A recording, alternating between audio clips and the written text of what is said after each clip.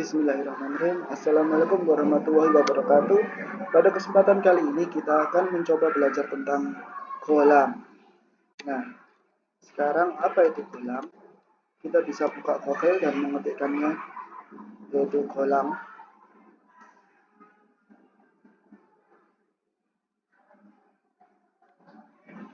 Kita bisa lihat yang di sini pengertian fungsi dan keunggulannya.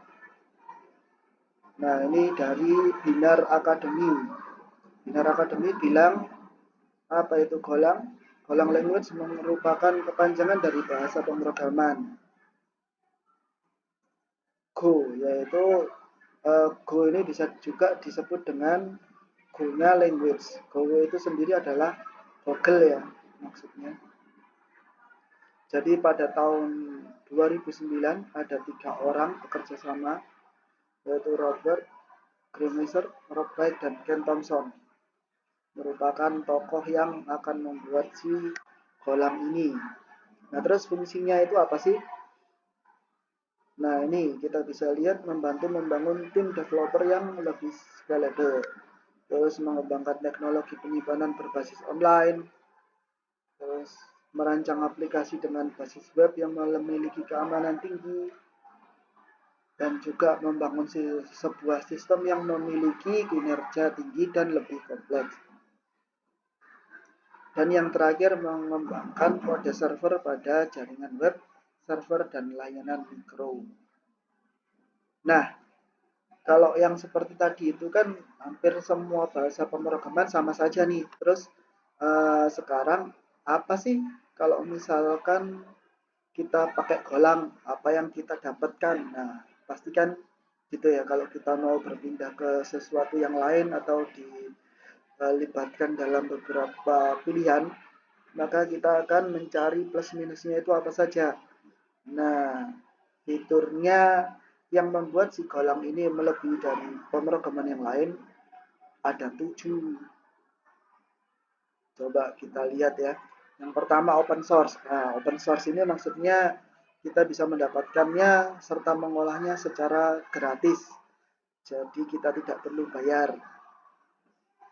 Nah, jadi kita bisa belajar dulu, nanti kita bisa setelah mendalaminya kita bisa mencari uang atau bekerja di suatu tempat atau menjadi programmer yang nantinya mendapatkan sebuah project dan lain-lain seperti itu ya, tanpa membayarnya terlebih dahulu. Terus habis itu yang kedua memiliki fitur garbage collection. Apa sih itu fitur garbage collection? Tentu saja ini adalah fitur yang mengelola memorinya lebih mudah jika dibandingkan bahasa pemrograman yang lain. Golang dengan mudah dapat mengumpulkan dalam satu garbage collection. Nah, jadi ini tidak dimiliki oleh fitur-fiturnya bahasa pemrograman yang lain, yaitu garbage collection. Di sini memorinya lebih mudah. Jadi maksudnya nanti tentunya lebih cepat si Golang ini. Kita bisa lihat di sini benchmarknya. Benchmark Golang versus sekarang yang lagi musim Node.js ya mungkin ya. Sama yang zaman itu PHP gitu.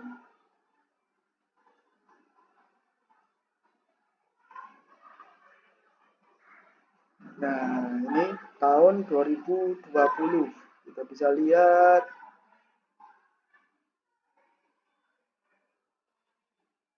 sebentar. Nah, ini dia jadi bikin script yang fungsinya sama membandingkan dari ketiga bahasa pemrograman tersebut.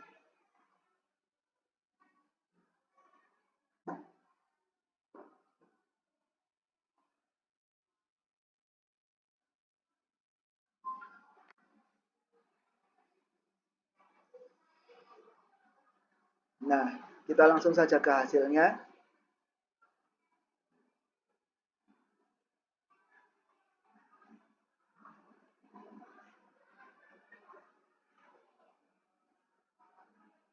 Nah, kita bisa lihat kalau Golang ini ternyata jauh mengungguli dibandingkan Node.js ya. Nah, PHP sendiri yang kita anggap dia itu lemah, yang banyak orang pindah dari PHP ke Node.js, tapi sebenarnya nggak gitu juga. Jadi si PHP ini dia tetap mempunyai daya sekarang, tapi harus dengan SWOL.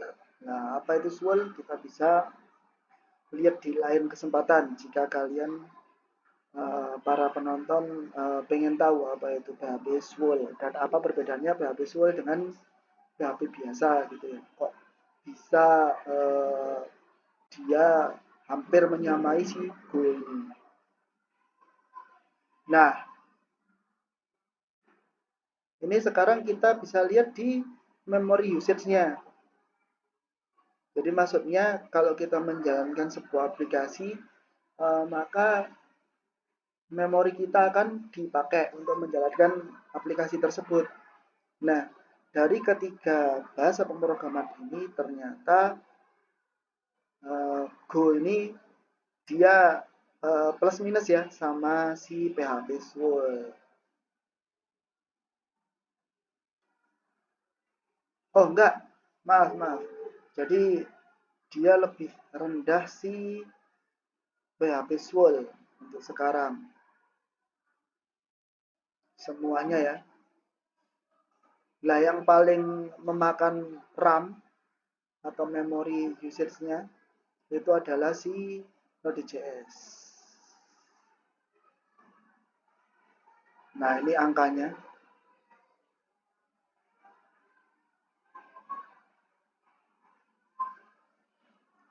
Nah, ini kesimpulannya ya dari benchmarknya si Medium ini. Sirius Tamal namanya. Itu bilang atau menyimpulkan kalau bersaing cukup ketat antara PHP, Swol, dan Go. Node.js cukup tertinggal jauh, jadi buat apa kita migrasi ke Node.js? If the PHP Swol and Go better. Hal positifnya dari Node.js adalah penggunaan CPU yang cukup rendah. Nah, jadi kalau CPU-nya dia rendah ya, karena Node.js desainnya single thread. Nah, itu apa sih CPU itu? CPU itu adalah yang disebut prosesor. Jadi kalau orang-orang bilang CPU itu adalah sebuah komputer lengkap, satu komputer gitu ya, berikut dengan casingnya, itu sebenarnya adalah uh, yang dimaksud sebenarnya bukan itu, tapi CPU di sini yang dimaksud adalah prosesor. Kayak gitu. Terus berikutnya si penulis juga menjalankan Node.js dengan mode cluster untuk multicore prosesor menggunakan PM2. Nah, namun anehnya performanya malah jauh menurun dari normal. Tapi ini si penulis juga ragu apakah dia yang salah apa memang seperti itu. Terus habis itu yang di luar dugaan adalah Swol yang fantastis dan hampir setara dengan Go. Jadi PHP developer ya tidak ada waktu untuk migrasi ke Go, maka Swol ini adalah alternatif yang sangat menarik karena performanya hampir menyentuh si Golang ini. Jadi kalau sekali lagi kalau kita mau migrasi ke Node.js itu sebuah hal yang sudah tidak direkomendasikan. Sekarang mending mesinnya diganti Swol. Kalau nggak gitu sekalian saja milih uh, pindah ke bahasa pemrograman lain. Lain kali bisa kita bahas ya PHP Swol ini kalau kalian pengen tahu dalam lebih tentang PHP Swol. Terus lanjut lagi, selain itu struktur data dan algoritmanya mudah dipelajari oleh pemula. Jadi si sintak Golang ini lebih sederhana ya, jadi dia tidak mempunyai object oriented seperti pemrograman Java gitu misalkan atau C Sharp. Jadi dia lebih mudah dipahami. katanya. Tapi kalau kita belum belajar, kita belum tahu nantinya. Dan biasanya setiap orang beda-beda, jadi ada yang lebih suka object oriented programming, ada yang lebih suka yang struktural aja kayak Golang gini. Terus habis itu si Golang juga bisa meningkatkan performa nih, sehingga lebih mudah membuat pengunjung berkunjung ke aplikasi. Golang juga dikompilasikan kepada kode mesin, karenanya kecepatannya mampu melampaui bahasa pemrograman yang lain. Jadi dia eh, juga bisa dikompilasikan ke dalam kode mesin. Jadi tidak semua bahasa pemrograman bisa melakukan itu. Seperti PHP itu dia tidak bisa kayak gitu ya. Terus habis itu yang kelima, Golang akan memberikan pemberitahuan apabila dalam proses kompilasi terjadi kesalahan pengetikan. Nah, kalau di PHP nggak bisa juga nih. Terus habis itu Golang mampu membuat aplikasi dengan menggunakan waktu yang singkat dan biaya yang paling rendah dibandingkan yang lain. Terus habis itu yang ketujuh dan yang terakhir, developer tidak perlu khawatir aplikasi akan mengalami crash karena Golang telah dipakai perusahaan-perusahaan besar. Jadi banyak yang pakai Golang ya. Terbukti kemampuannya dan unggul di kelasnya. Nah, terus habis itu juga sudah ada frameworknya nih, banyak framework ya yang bisa dipakai.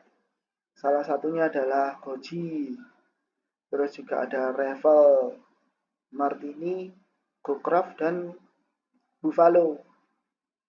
Nah, si Buffalo sendiri dia sudah mengelola front end, walaupun sejauh ini juga front end-nya dari Golang belum bisa sebagus JavaScript ya. Nah, kenapa kok gitu bisa kita bahas di video yang lain. Nah, kayaknya untuk kali ini itu aja cukup. Wassalamualaikum warahmatullahi wabarakatuh.